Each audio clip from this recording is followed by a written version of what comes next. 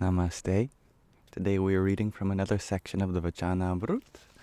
Here I have a lovely interactive green screen behind me. We are now in the Sārangpur section, and we are reading the fourth passage from it.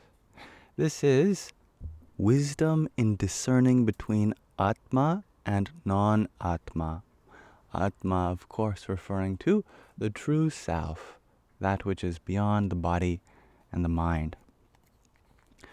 On Shravan Vadhi, the 8th, Samvat 1877, which is equivalent to the 31st of August, 1820, in our Julian calendar, Shriji Maharaj was sitting facing north on a large decorated cot on the veranda outside the rooms of Jiva Kachar's Darbar in Sārangpur. He was wearing a white case and had tied a white pug around his head. Also, he had covered himself with a white blanket. At that time, an assembly of munis, scholars, as well as devotees from various places had gathered before him. Thereupon, Swayam Prakashanand Swami asked the question, Maharaj, how should one clearly understand the distinction between the Atma and Non-Atma, which, once understood, will never cause one to mistake Atma and Non-Atma to be one? Shriji Maharaj replied, that which is understood clearly is beneficial, whether it is understood by one verse, or by 2 verses, or by 5 verses, or by 100 verses, or even by 1,000 verses. So, once one has cultivated such an understanding clearly, no misconception remains about the Atma and Non-Atma being one. Furthermore, only such clear understanding leads to happiness, whereas a foolish understanding does not lead to happiness. When we abide in our true self, process called Atmanishta, we become happy. Why? Well, because our true self is the abode of happiness, Satchit Anandam. Ananda meaning bliss, in reference to Sat, that of existence, and Chit, consciousness. And as long as we are identified with the body or mind, which goes through various ailments, then we will continue to suffer as the body goes through changes. Therefore, one should clearly understand, I am the Atma, and not a single one of my characteristics can be found in the body. Moreover, not one of the characteristics of the body, which is Jad, full of misery, and perishable, can be found in me, since I am Chaitanya, pure awareness. After making such a distinction and becoming totally free of worldly desires, one should believe oneself to be Chaitanya, pure awareness, and contemplate upon Purushottam Bhagwan, the highest of all beings, the personal form of the divine. Discerning between that which is Jad and that which is Chaitanya in this manner should be known as true wisdom.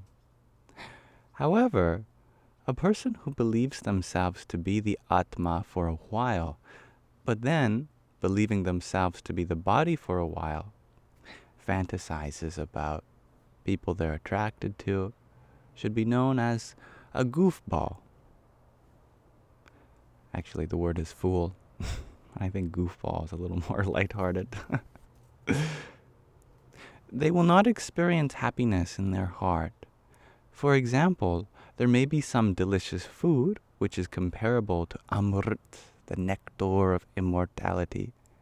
But if just a small amount of poison were to be mixed with it, then that food would never give one pleasure. On the contrary, it would lead to misery. In the same way, a person may think of the Atma all day, but if they believe themselves to be the body and fantasizes about other people, even for just a moment, then all of their thoughts are futile.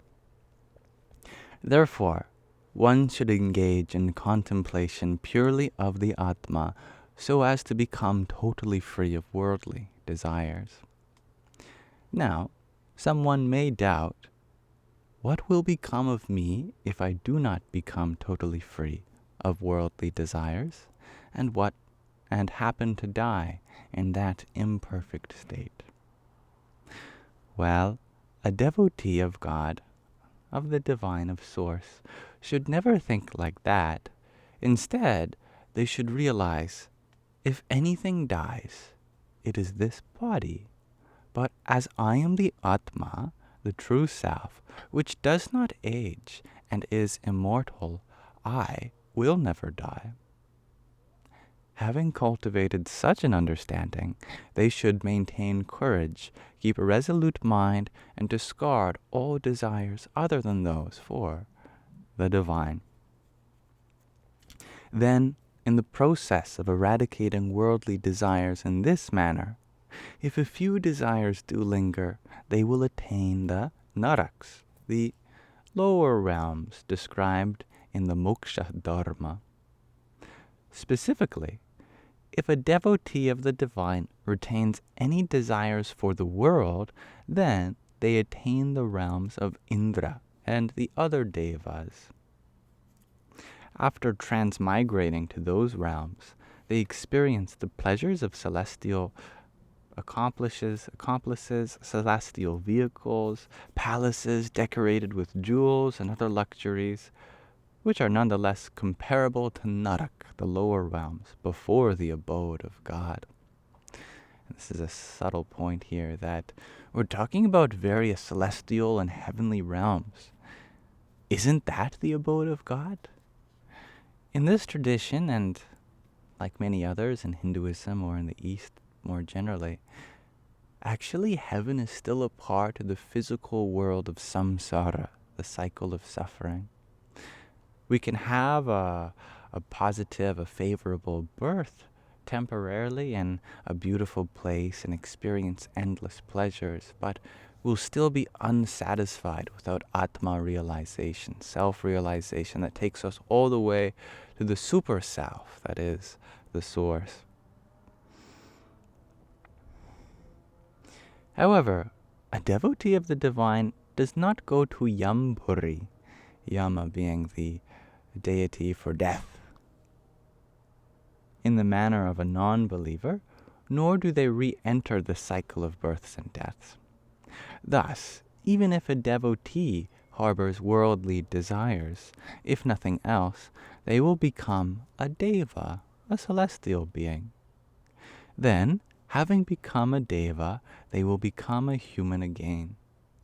As a human, after offering bhakti, loving devotion to the divine, and becoming free of worldly desires, they will ultimately attain the abode of God.